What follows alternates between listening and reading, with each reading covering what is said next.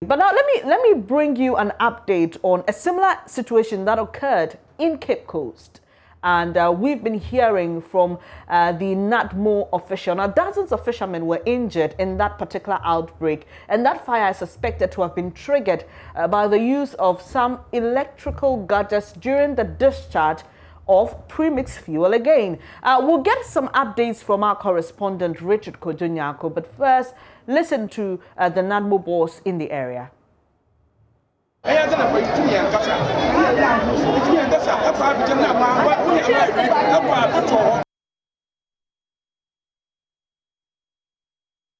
of them had this thing, second-degree burning, and they are in the hospital. We send a report to Accra headquarters of NADMO, and we're able to secure some few items for them to support the family of those victims.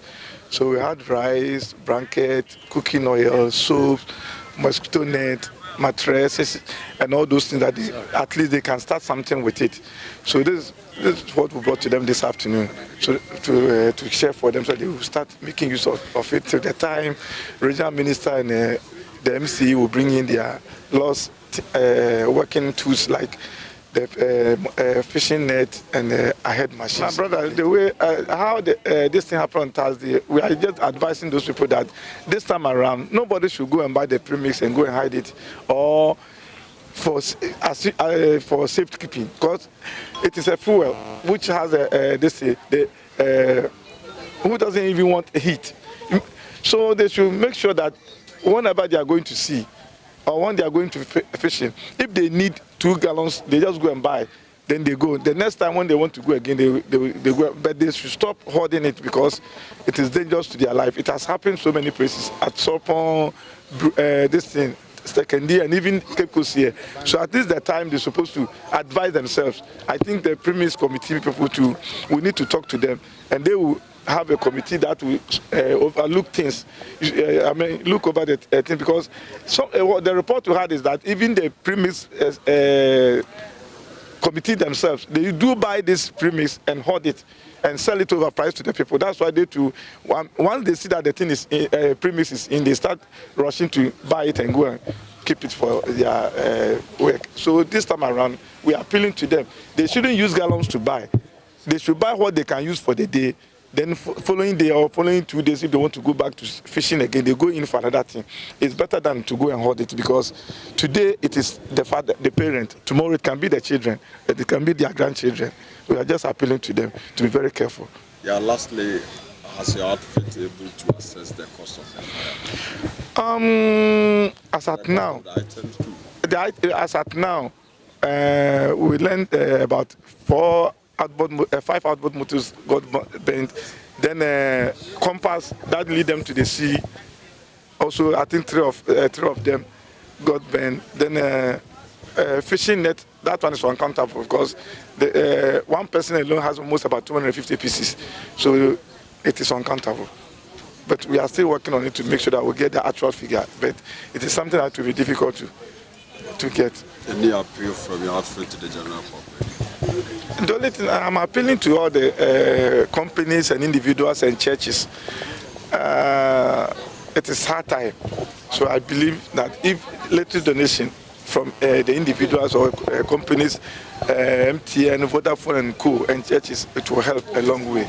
Because if they say somebody has a second-degree burning, we should understand that he or she is going to spend a lot of money to get out of the hospital. So this time around, we're only appealing to the public and the whole Ghana that everybody should come to their aid so that we see how best we can assist these our brothers in their difficult time.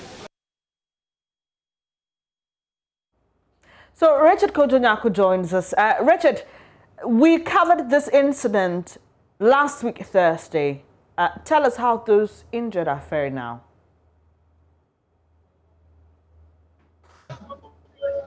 Hello, Belis. Hello, Richard. Can you hear me?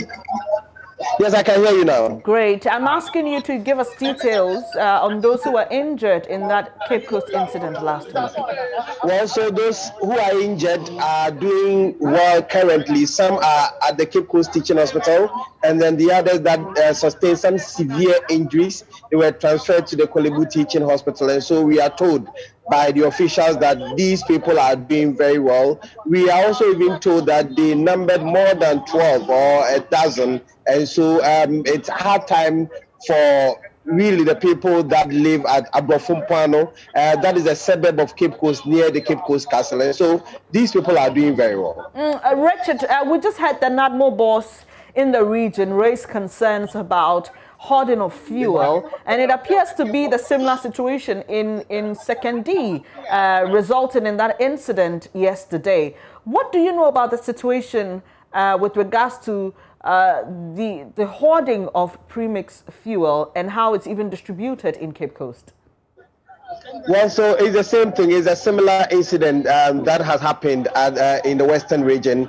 And you remember that some months ago, the same thing happened at Elmina that led to the loss of lives. About 4 fishermen lost their lives. The same hoarding of premix fuel has been the cause of all of these fires that, catch or that happen at the various landing beaches. So the Ghana National Fire Service, when they came there to quench the fire, they told the media that they have been then holding series of education for them that they should not be hoarding the premix fuel in their rooms. But after 2 weeks of holding those educational seminars or education for them, this incident happened. So it's one of the causes of the fires that have been happening at the various landing beaches.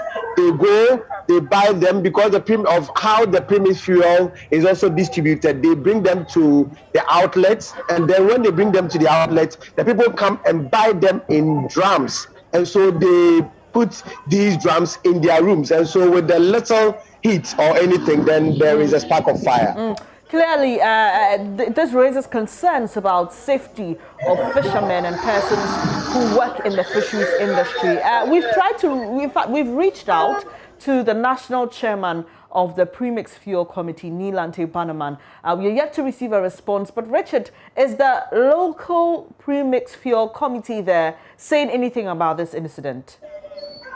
Well, so they are worried, they are concerned, and they said that they've been holding meetings after the incident happened, and so they are going to come out. They are liaising with their national outfit to come out with a different operational strategy in order to distribute the premix fuel. But as it stands now, it remains the same thing. The outlets that caught fire has been put in place. They were even lucky that the tanker that was on the ground, that has been sunk in the ground where they put the premix fuel, it didn't catch fire. The Ghana Fire Service did their best to ensure that tanker did not catch fire. Otherwise, it would have been a huge disaster. They were also even very happy that the vehicle or the tanker that came to supply the premix fuel, that came to supply the premix fuel, also even sped up before the fire even happened there. So that is what they are saying. For now,